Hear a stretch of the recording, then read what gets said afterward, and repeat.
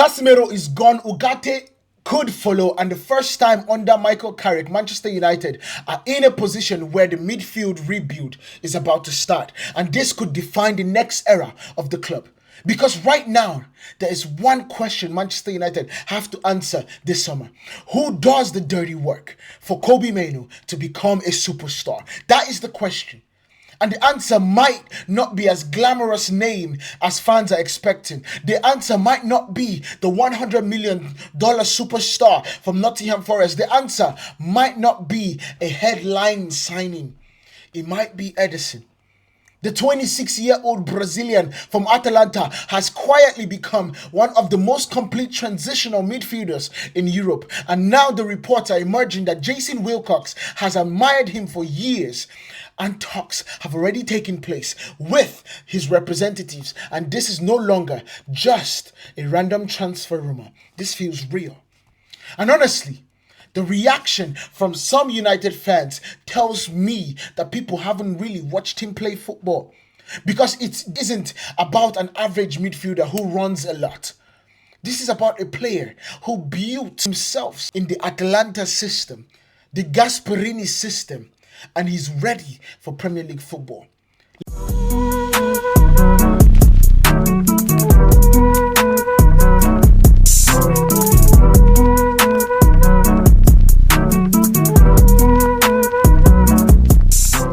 Let me give you an example of what Ederson is. Ederson is aggressive. He is explosive. He is relentless in duels. Elite at covering spaces, covering second balls, recovering the ball. A midfielder who can cover huge spaces defensively, break pressure with carries, and immediately turn defense into attack. He is literally the epitome of what I wanted in Baleba. Now, I've told people this situation a lot, that I really believe that Baleba is somebody that Manchester United should get. But if we are not getting Baleba, Ederson is a must for what I believe would be perfect placement with Kobbie Mainoo. The person that would allow Kobbie Mainoo to go forward and be in the right places that Kobbie Mainoo should be for us. And when you watch Manchester United under Michael Carrick, you instantly see why this profile makes sense. Kobbie Mainoo is at his best when he has freedom to receive between the lines, freedom to dictate the tempo, freedom to carry the ball in dangerous areas. But unlock this version of Kobbie Mainoo constantly is where Manchester United need balance beside him.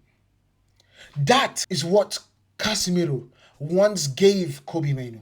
The security, the protection, and of course, the physical presence behind the ball. Now, Casemiro and Kobbie Mainoo were those two partners that went forward. It was like playing 2 8s rather than playing 1 8 and 1 6. And while Ederson is not the same player statistically, he offers something modern football values even more right now. The mobility, the intensity is absolutely what every single person wants in a midfielder. Because let's be honest, one of the most problematic part of Manchester United having the midfield is our athleticism. We have so many big problems about how athletic we are. Too many times, the midfield gets stretched. Too many times, the opponent runs through our midfield, through the center of the pitch. Too many times, transitions have finished us. Ederson changes that immediately. He's that type of midfielder who thrives in transitional heavy games. He wants the duels. He wants the physical battles. He wants the chaos. And in the Premier League, specifically, Carrick's high energy system, those qualities matter massively. And how technically is he in an elite deep line playing playmaker? Is he that technically good like Rodri-esque? No, he's not that good of a deep line playmaker. He's not going to sit in and spray 70-yard passes every 3 seconds. He's not going to do that. But I also think people are underestimating and underrating him on the ball, and that is really crazy to me, because this is a midfielder who constantly progressive play. I know progressive play. I know we said this about Ugarte also. Ugarte has not been able to bed into the Premier League. The pace, the intensity of the Premier League has been too much on Ugarte. But Ederson is a midfielder who is driven and drives the ball forward aggressively. A midfielder who is comfortably receiving under pressure. And statistically, when you look and compare him to players I find rate highly, like Sandro Tonali, the gap is nowhere near as what people think. And in some areas, Ederson actually outperforms Sandro Tonali. The progressive carries, the forward passes, the forward possession, the possessions won, the progressive passing. All these things are things that Ederson beats Sandro Tonali as. So the narrative is that he is some limited destroyer. It's not just true. What he is functional. And sometimes elite teams just need functional players. Just think about Declan Rice in Arsenal. He is functional. He does the things that he's meant to do. And that is why he's great. Think about Zubimendi. Does the things that he's meant to do. Jurrien Timber does the things that he is meant to do. Every midfielder cannot be the superstar. He cannot. Every midfielder cannot be the one dominating the ball over 90 minutes. You need players who understand their role. You need players who are willing to sacrifice. You need players who allow others, creators, to breathe, to get the ball and understand that they got Ederson at the back. And Ederson feels exactly like that kind of player. Tactically, you can already picture the fit. In the build-up, Kobbie Mainoo can drop deeper, collect the ball in possession while Ederson pushes slightly higher to support the transition and the counter-pressing out of possession. And the two can operate as compact, athletic midfield, pairing capable in covering the ground quicker than the United's current setup right now. And that matters a lot. Because clearly, evolving the team would need us to get the intensity right, the verticality right, the aggression right, the fast recoveries right, and the quick transitions absolutely right. And guess what? Ederson fits all that. But the most important thing here is the context. This signing is not supposed to be the complete Manchester United's midfield. That's where I think people are getting it wrong.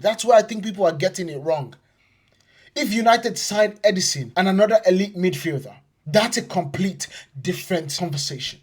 But because football seasons are too demanding right now, Manchester United are back in the Champions League. There is a Premier League, there's the FA Cup, there's a Carabao Cup. You are not surviving 4 competitions with only 3 midfielders.